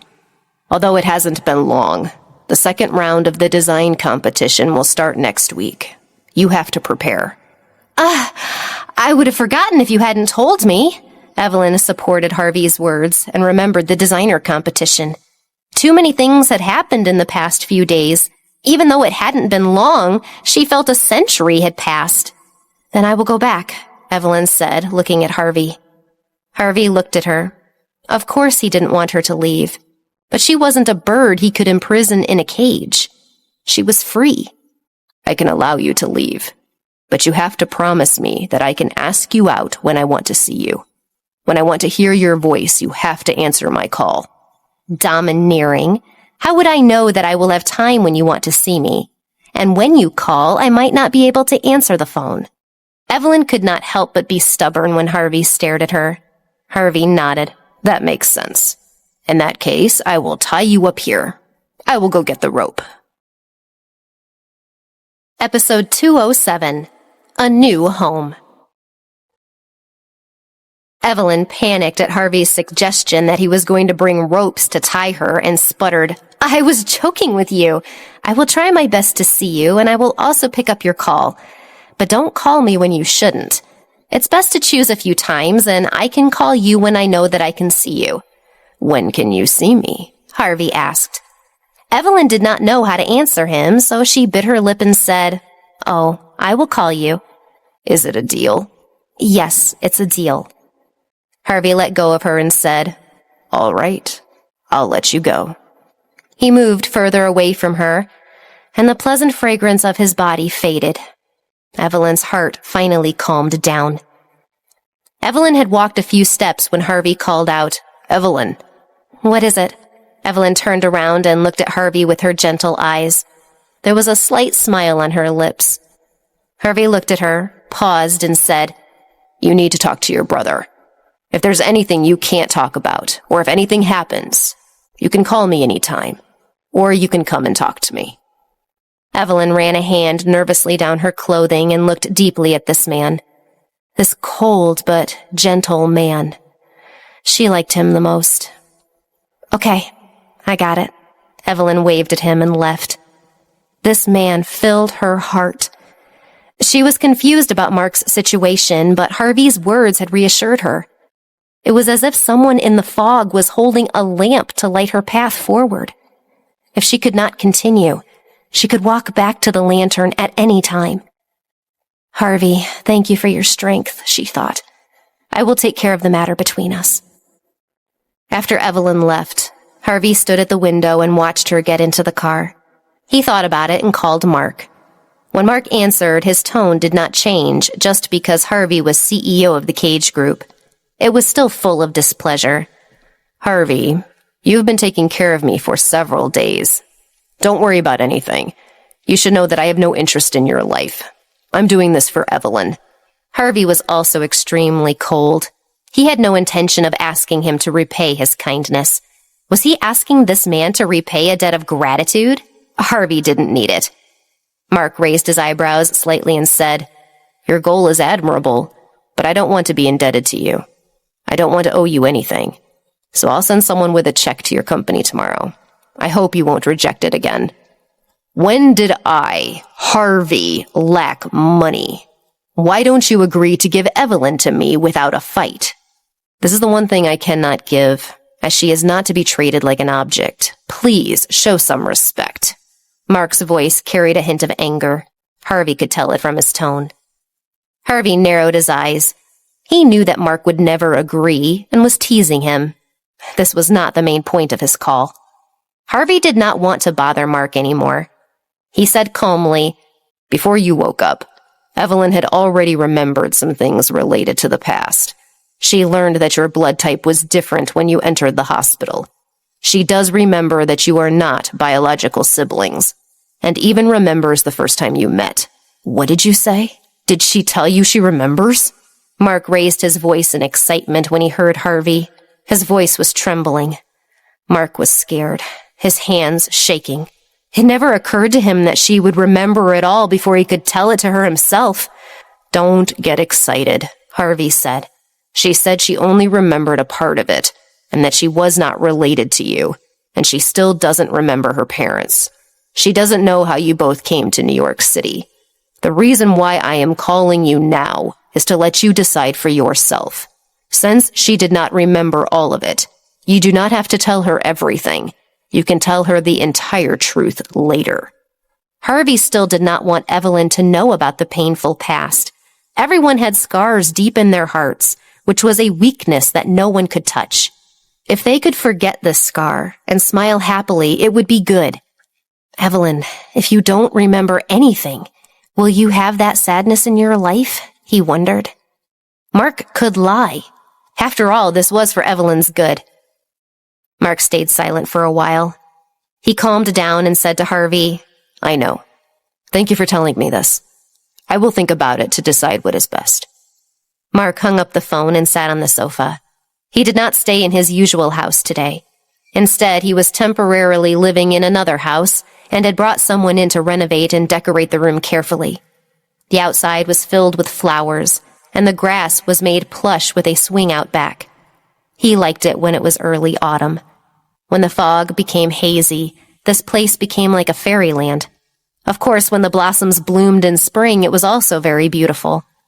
This was the new home he had prepared for Evelyn and himself. He held on to this place for letting her live one day in luxury and peace. He had chosen to lay his cards on the table. He was already thinking of going all out, thinking that if she were mad at him, at least she would have seen this home. But now, after this phone call, Mark knew that Evelyn was already aware that they were not biological siblings. She smiled at him, even after being aware of everything. This made him scared. She was a kind woman. And even though she knew they weren't siblings, even though she knew there were so many suspicious things that have happened over the years, she still smiled at him. She said that none of it mattered, that it was most important that he woke up. That's what she thought, and she didn't have the slightest bit of hostility toward him. Facing her like this, Mark was at a loss. Was he going to continue to lie? No, he would tell her everything that she had forgotten. He needed to tell her everything. What else could he do? He didn't have the heart to lie in front of that gentle smile. There was no way he could continue to fabricate lies. He could only confess. Mark waited in the house until 9 o'clock before Evelyn appeared. It was already drizzling outside. She saw that this place was as luxurious as Harvey's house and let out a sigh of relief. She had already mentally prepared herself and was sure that Mark was probably much richer than she had imagined, and that he should be doing some business of his own. Evelyn felt that this kind of business was not very good, but she did not focus on that. However, Evelyn was still slightly shocked when she saw this house. It seemed that she still did not know much about Mark and his work. Mark stood up to greet her. He got up from the sofa and walked a few steps before Evelyn stopped him. "Stop! Don't come over!" Mark stopped in a daze and looked at her suspiciously. Evelyn walked forward a few steps and said sternly, "Don't get up. Your injury hasn't recovered yet. Go lie down." Mark looked deeply at her with his brown eyes. He smiled and said, "I'm really fine. I have something to tell you, right? I don't feel I can lie anymore." Evelyn felt a bit frightened at that point. Was she ready to learn the entire truth from Mark? Her fingers trembled as Evelyn said awkwardly, "It's a little late tonight. Why don't we talk about it tomorrow?" Episode 208, The Undeserving. The rain outside was getting heavier with each passing minute. Raindrops rolled down the window. Mark shook his head. "Let's talk about it tonight." Tomorrow, he was afraid that he would lose his courage again. He was a coward, and he had always kept everything a secret. If it were left until tomorrow, he would be afraid again. He was a lying Pinocchio, and he wondered when he would be able to explain everything. Evelyn saw his insistence and knew that she could not avoid the truth anymore. It had to be talked about tonight. Evelyn walked over to support him. As she helped him walk, she said, "Well, Mark, I have remembered some things from the past." Mark's body stiffened. Evelyn did not dare to look at him. She did not know how he would react, and she was afraid that if he saw her face, he would see that she was lying. Evelyn lowered her head and said, "I remember the first time we met. You were with me from that time, and some things happened when we were young. I could not remember what happened after that, but you could tell me about it. I did not expect that I would lose my memory. Now that I think about the past, I still feel that it was not real." "Don't you remember the accident?" Mark asked. Evelyn thought he was indeed concerned about the car accident, so she said, "I don't remember. I only recall that my parents died in a car accident. I must have suffered a great shock at that time before I lost my memory. I don't remember anything about how I survived after that, but I think it must be because you were by my side that I was able to survive." Mark was helped to sit on the sofa. Evelyn immediately sat down on the sofa opposite him with a gentle smile. Evelyn looked at him and said, "Mark, tell me what happened next." Mark looked at her sweet smile and felt a twinge in his heart. "No, it's not what you said," he internally confessed. "You didn't lose your memory. I changed your memory. I almost killed you back then. I didn't help you to survive. In fact, you almost died because I was by your side. Don't smile so gently at me. I don't deserve it. Why are you still smiling? Don't you already know we're not siblings? I'm not your brother, but I've been pretending to be someone close to you for all these years. Don't you feel angry? Mark crossed his hands and asked. He's a liar, a complete liar. This isn't important, Mark. This can't affect our relationship. To me, Mark, you are my closest family in this world. You are not an imposter. You risked everything for me. How could I be angry? It's not that easy, Evelyn.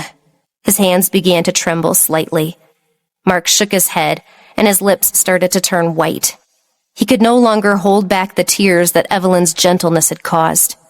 He doesn't deserve her kindness. Mark looked sadly at Evelyn and said, It was my fault. Even if you want to take my life, you are justified. Since you remember the first time we met, you should also remember that my parents were killed by someone. I escaped, but he was determined to kill me. He waited for a long time before he began to take revenge. He took my competition's opportunity and hit your parents' car. Our family was in that vehicle, and I survived because of an exam I had to take. I deserved to die. But our parents died instead. Mark started to tremble at this point. He was trying hard not to cry. Evelyn looked at Mark and felt a twinge in her heart. This fool. I told him that I have a lot of things that I don't remember. So why did he say them all? How could he be so stupid as to say everything? Mark took a deep breath and lowered his head. He suppressed the fear in his heart and continued. I killed our family. And you completely collapsed because of this. Countless media and debtors came to find me. It would help if you hated me, but I kept bugging you. I didn't want you to die, so I found someone to tamper with your memory and came to New York City to start a new life with you. It all happened because of my greed for happiness. I am not worthy of you being so kind to me. You should hate me. I shouldn't have been treated so gently and kindly. It would be great if you didn't hold my hand back then. If you had ignored me in the past, things wouldn't have happened as they did, Mark said. Tears of regret finally fell from his eyes. He thought everything was over. He had killed everything the beautiful relationship they had with his own bare hands. Evelyn looked at him and sighed slightly. Evelyn said, Mark, this is all you want to say, right? Mark raised his head and looked at her. Aren't you angry? Evelyn shook her head calmly. Mark, I am not a child anymore. None of it was your fault. No matter how many times you need me, I will reach out my hand to you. Mark looked at her with sadness in his eyes. You don't need to forgive me. I don't deserve your kindness. Mark, this is not up to you to decide. Don't let your imagination run wild, Evelyn said. Whether I would be good to you or not is up to me. You have been by my side all these years. I know how good you are to me. You don't owe me anything. You didn't kill my parents. They loved you so much. They would want you to live well. So don't think too much about it. Mark was a younger brother to her, and this would never change. Mark looked at her, but the sadness in his eyes grew stronger. The more warm and pure she was, the dirtier he felt.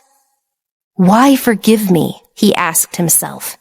Why don't you curse me? I'll disappoint you again and again. I still remember that you wanted me to be a good and honest person, but look at me. What have I become? There was no longer the nice Mark. The dark Mark had eclipsed him. I can no longer imagine that I can be divided into two people. The mark in front of you is clean, and only the mark in the Hamilton group is dark. Now that these two realms have been crossed, can I have the right to touch you? Mark, let's not talk about the past. It is all in the past. We are now the only family in the world we each have left. I should cherish the time we have now. Mark, tell me about what happened after that. Evelyn smiled comfortingly and put the topic aside. Mark heard her change the subject, and his body stiffened even more. What happened next? Later, he killed the murderer and agreed to go back to Hamilton Group. He changed his name and left the city with Evelyn.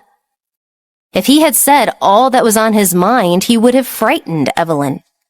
How many unspeakable things rested on his shoulders? It was hard to say what Evelyn would think of him. Though she trusted him and understood him, would she still be frightened to learn about his true identity? Episode 209, The Gentle Harvey. Mark lowered his head and said to Evelyn, "I'm sorry. I'm not an honest person. I am not someone worthy of your pride." Evelyn saw that he was starting to panic from apologizing, so she quickly walked to his side and grabbed his hand. "Why are you apologizing? I am not an unreasonable person. I know that you were still so young at that time, and you were forced to make some of these choices. Although you are smart, it's reasonable to make rash decisions with all the deaths around you. I will not blame you. I know how difficult it was for you, Mark." Evelyn had heard that the bad guy, named Richard, was from the Hamilton Group. She thought that this was probably how he was addressed when not with her. She didn't know exactly what Mark was doing. He was a smart and progressive child. He should have gone to a good place to study. Evelyn held Mark's hand tightly and said softly, "Mark, there's only one thing I want to say. Don't touch the poison of that life again, okay? That is too harmful." Mark felt his heart ache when she held his hand tightly. He never dared to tell her what he was doing. He was not afraid that she would refuse to see him ever again. He was only afraid that she would break down and be frightened. He nodded and lied in the end. "I won't touch it, and keep others from doing so also." When Evelyn heard this, she tilted her head and smiled at him. "Then I am relieved. Mark, don't take responsibility for everything. You can rely on me occasionally. Just like how you are willing to bear all of my burdens, I will also be willing to bear all of yours." Mark nodded and hugged her. He closed his brown eyes and murmured, "Evelyn, thank you. It's wonderful that I can talk to you like this." "I'm sorry. I can't let you take all this from me." At that moment, holding Evelyn tightly, Mark had a thought for the first time. He didn't want to go on like this anymore. Holding her in his blood-stained arms was torture for him. He wanted to be the person Evelyn needed him to be. He didn't want to be the head of Hamilton Group anymore. He wanted to be normal and live a regular life with her. That night, Mark thought about it in his room for a long time. When Evelyn returned to her room to sleep, she received a text message from Harvey. It was brief, but full of concern. "How are you? Have you talked about it?" "Yes," Evelyn replied. She received a call from Harvey. With a smile on her lips, Evelyn picked it up and said, "Hey, it's already so late. Why aren't you sleeping yet?" "What do you think?" Harvey asked. Evelyn giggled and said, "I don't know." "You surely know how to act ignorant at a time like this." Harvey raised his eyebrows and said, "I'm worried about you and your brother. Since the discussion went smoothly, I am relieved." Evelyn heard his words and felt extremely warmed at his concern. She had never thought that someone like Harvey would be concerned about a woman, much less someone such as herself. The current him could no longer remind her of the ruthless Satan.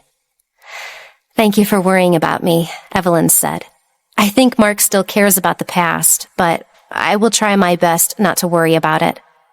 Harvey nodded and said, "Everyone has a past that couldn't be let go of easily. But it doesn't matter. You don't have to worry too much. Okay, I got it, Evelyn said. She almost couldn't help but ask him, Harvey, what was your past that you couldn't let go of?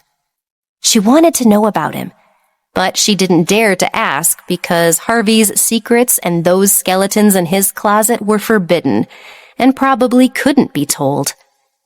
Evelyn resisted the urge to ask, but in her heart she was thinking, when will she know everything about Harvey?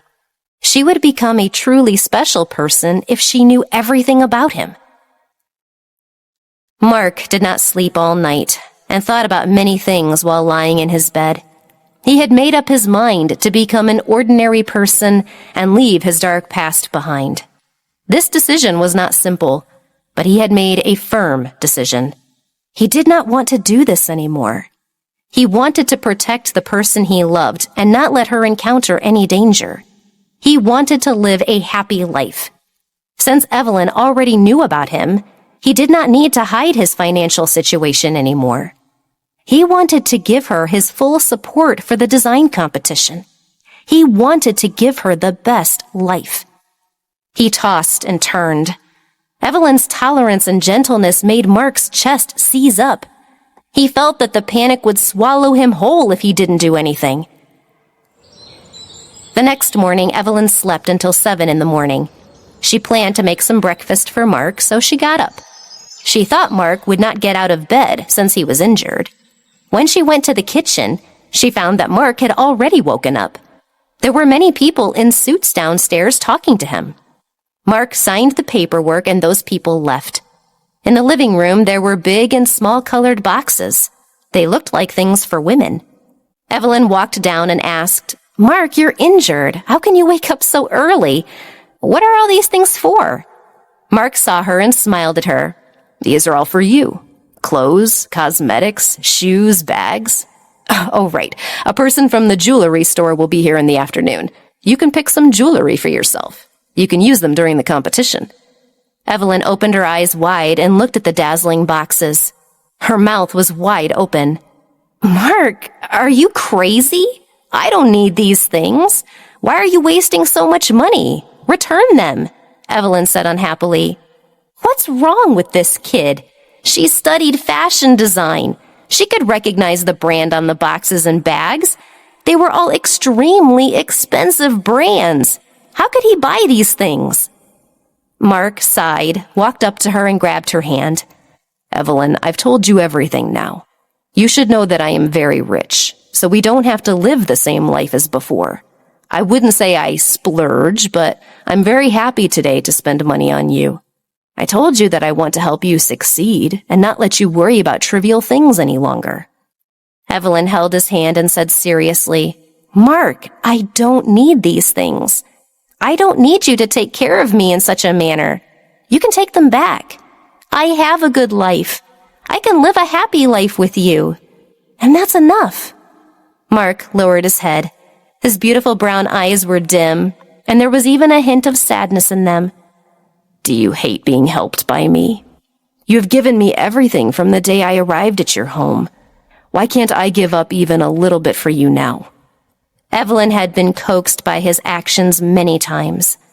With a straight face, she said, You're using this trick again. I'm telling you that it's useless.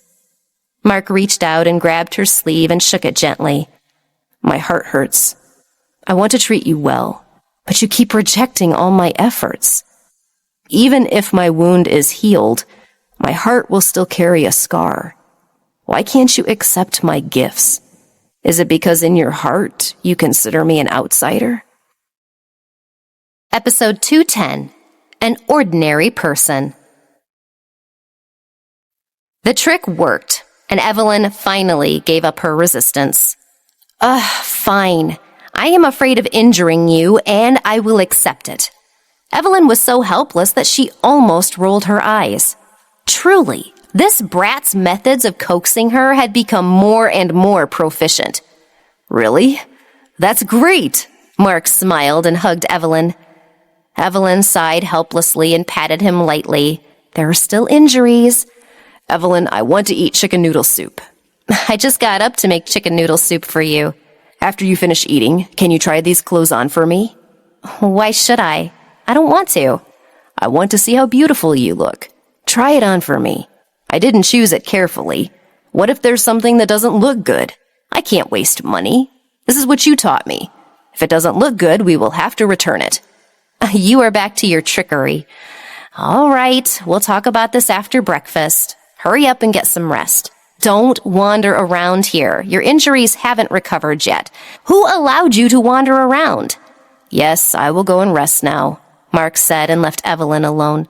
Evelyn then got up and went to the bedroom. Mark was planning to go back to the room and lie down for a while, but the doorbell rang at that moment. Mark walked to the door and looked outside. His face darkened. Mark said unhappily, "Why are you here?" "Boss, of course we are here to visit. This is a gift. Please let us in," Ray said, standing in front of the door. Behind him were Wayne, Crystal, and a few other employees. Mark still had a dark expression on his face as he blocked the door. "Don't come in. All of you, go back. I'm fine. I don't need you to visit me." "Boss, the bullet went through your chest. How can you heal so fast? Let us take care of you," Ray said. He was about to go in when Mark stopped him. He looked at them seriously. Mark said, "Just put down the things you brought with you and then leave. I have someone to take care of me." Ray blinked and looked inside. "Is Evelyn here?" "Boss, you always say she is good at cooking. Let us have a taste." "Why should you try it? It's my favorite meal," Mark said arrogantly. Ray wanted to say something else, but Crystal stopped him. She looked deeply at Mark and asked, "Boss will be better soon with his sister taking care of it, right?" Mark looked at her and revealed a rare smile. "Of course. I will recover at a rocket speed." Crystal felt a sharp pain in her heart, but she still smiled and said, "Then we'll leave." After saying that, she took the lead and left. The others behind her also put down their things and turned to leave. Ray had had enough of messing around, so he shrugged and said, "Let your sister know we stopped by, as I'm leaving too." "Ray," Mark stopped him. His expression was no longer as dark as before. He said in a serious tone, "In 3 days, gather all the men, including those who are overseas. I have something important to announce." Ray looked at him meaningfully. He wanted to say something, but in the end he only said one word, "Okay." Ray understood Mark. He had a rough idea of what Mark would do. He also wanted to dissuade him because no one was more suitable than him to be their leader. If he stayed here forever, he might never be able to find happiness and relief in his life. Mark, who could give up everything for a woman, was not fit to be the boss. He was just an ordinary person who yearned for happiness. There was no place for ordinary people in their line of work. Mark knew he would have to make a decision one day. In the end, he chose to be an ordinary person. He never enjoyed his status in the underworld. He only wanted to be an ordinary man by that woman's side. It was fine, as long as he could live a good life without the constant threat of life or death situations. It was fine, as long as he could live a good, normal life. If he had to tell the truth, he must have wanted to live a normal life all along. Mark watched the group leave and then looked down at the things in front of the door. He bent down and picked them up. His heart could not help but feel a little heavy. He was not good with words, and when he would announce his withdrawal, there would not be any parting words or anything like that. However, there were thousands of emotions lingering in his heart. "Mark, why are you at the door? Who's here?"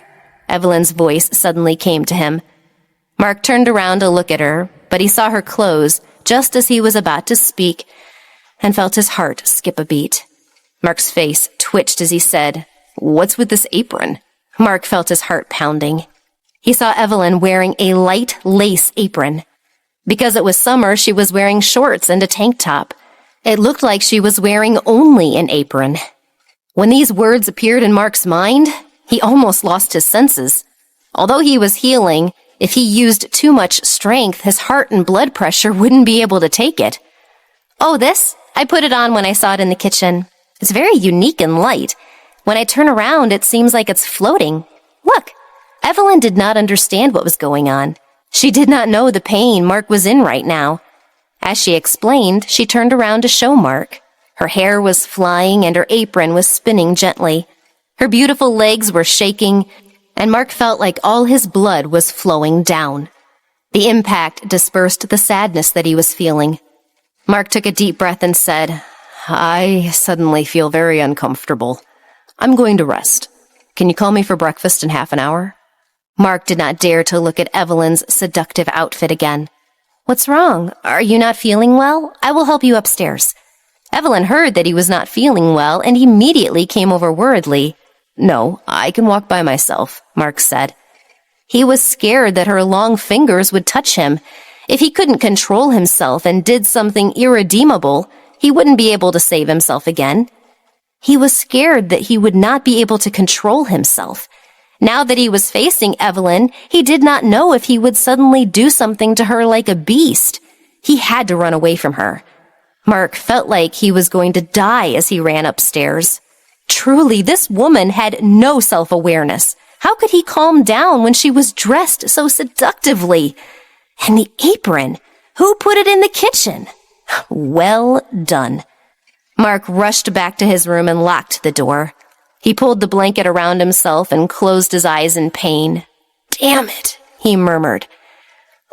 He deserved to die. His mind was filled with those bad scenes. Mark's breathing was rapid. Once again, he realized something. His feelings for Evelyn were indeed normal for men and women. His desire for her was not dependence, but true love. He loved her because he wanted to possess her as a lover. Though she already knew that the two of them were not biological siblings, she still treated him as a younger brother and a child. She had to realize that he was a red-blooded man. When would she realize that Mark didn't want to continue to pretend to be her brother? He wanted to be treated by her as her man and not as a brother. How long would he be able to keep his desires in control?